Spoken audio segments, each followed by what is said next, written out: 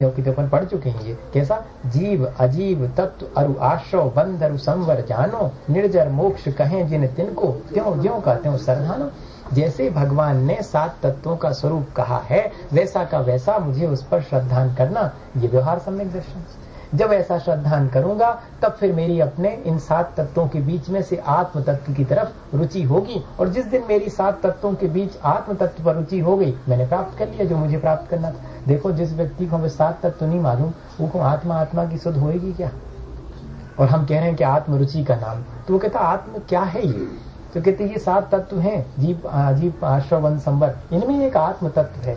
जीव तत्व और आत्म तत्व में जरा सा फर्क करना चाहें, वैसे जीव और आत्मा में कोई फर्क नहीं, दोनों सिनोनिम्स हैं, पर जीव में तो सामान्य होता है, आत्म में मैं अपने व्यक्तिगत विशेष की तरफ ध्यान देता हूँ। आत्म रुचि से मतलब ये नहीं है कि इनमें रुचि, जीव रुचि क्यों नहीं किया जाए, सब जीवों में रुचि लो, ऐसा नहीं। आत्म रुचि कहने का उनका क्या है कि मैं अपनी आत्मा में रुचि लूं, मैं अपने आत्मा के स्वभाव की तरफ देखूं।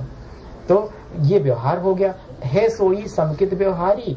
अब इन रूप बखानो तिनको सुन सामान्य विशेषे दृढ़ प्रतीति पुरानो। अब व्यवहार को पहले निश्चय के बारे में कोई प्ररूपण नहीं है, 50 में खत्म हो गया निश्चय का चैप्टर क्लोज, 4 लाइनों में कि हमें पाना तो ये है पर उसका उपाय क्या है ये बताते हैं। तो सम्यक दर्शन 7 तत्वों के ज्यों के त्यों जैसा भगवान ने स्वरूप कहा उस पर वैसी श्रद्धा करना, ये है सोई समकित व्यवहारी। अब इन रूप बखानो, अब इन सब का रूप बताएंगे हम, जो हमने 7 तत्व कहे हैं उन सब का एक्सप्लेनेशन सामान्य रूप से और विशेष रूप से कहेंगे। तुम उसमें सुन करके दृढ़ प्रतीति उर आनो, अपने हृदय में इनके प्रति अपनी दृढ़ता रखना। प्रतीति मतलब अनुभव, तुम इनको अपने भीतर रियलाइज करना, जान के मत बैठ जाना, सबसे खतरा। अकेले जान के बैठ जाने वाले के साथ बहुत खतरा है। जब उससे कोई पूछता है तो रटा रटा बता देता वो कि 7 तत्व जी है और इनका स्वरूप ये भगवान ने कहा है, और भीतर में कुछ नहीं, अनुभव। इसलिए कह रहे हैं एक लाइन में दृढ़ प्रतीति उर आनो, उर में हृदय में अपने इस बात का दृढ़ता से अनुभव करना। इसी को टोडरमल जी ने भाव भासना कहा है। इसी को उदाहरण दिया है कि छोटे से बेटे से कहा कि घड़ा लाओ, हजारों चीज के बीच में से वो घड़ा ले आता है। अकेले घड़ा शब्द सुन करके उसके भीतर क्या क्या हुआ है ये अपन को बाहर नहीं दिखता। किसी और से कह दो जो अपरिचित है उससे घड़ा कहो तो क्या कहेगा कि घड़ा ऐसा ऐसा होता है, ऐसा उसका स्वरूप है, बस बता देगा। ले आओ जिसको उस चीज का अनुभव होगा, जिसने देखा होगा कि ये घड़ा कहलाता है, वो फौरन उतने चीजों में से, नहीं तो वो अपनी किताब लेके जाएगा कि घड़ा का स्वरूप ये होता है, हाँ ये इसमें मिलता है, ये भी ठीक है, ये भी मिल रहा है, लेकिन कुछ कंफर्म नहीं इतनी चीजों में से कौन सा लिखा, तो ये मिल तो सब लक्षण इसमें रहे।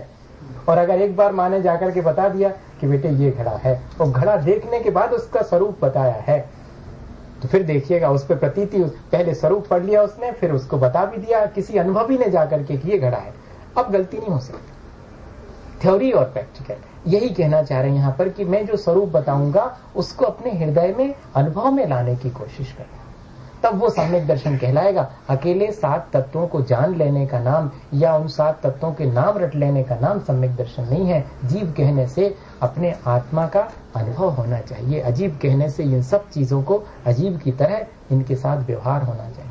ये इनका एक इतनी सी लाइन में, लेकिन इसको इस तरह एक्सप्लेन नहीं करते। ये इतनी सी लाइन दृढ़ प्रतीति, प्रतीति का मतलब होता अनुभूति। और हमें जैसे अपन कहते हैं हमें बिल्कुल ऐसा भासता है, ऐसी हमें प्रतीति हो रही, जैसा आपने कहा to be that, to be that, to be that, to know is good, to live is better, to be that is perfect. सही, वैसा ही हो गया मैं। आप अभी आप व्यवहार जो बोले टू लिव में आ गए हो, तो अभी प्रतीति बोले to be that, to be that उस रूप हो जाना, टू बी दैट। तो इस तरह इतने ही रहने में है। इसके बाद आकुलता शिव माहिन्यता